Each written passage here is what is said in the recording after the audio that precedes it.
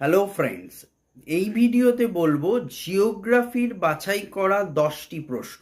Number 1, কোন নদীর নাম অনুসারে নদী বাঁককে মিয়েন্ডার বলা হয়? আনসার, তুরস্কের মিয়েন্ড্রাস। 2, বায়ুমণ্ডলের নিম্ন স্তরের নাম কি?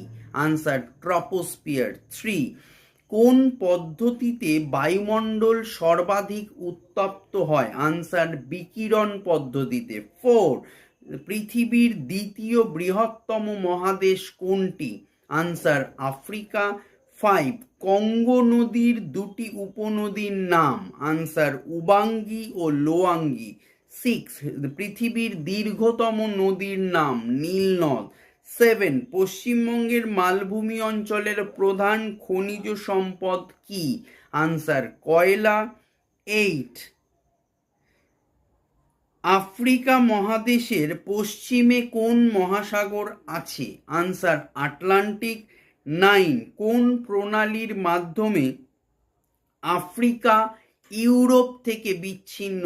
আনসার, জিব্রাল্টার প্রণালী।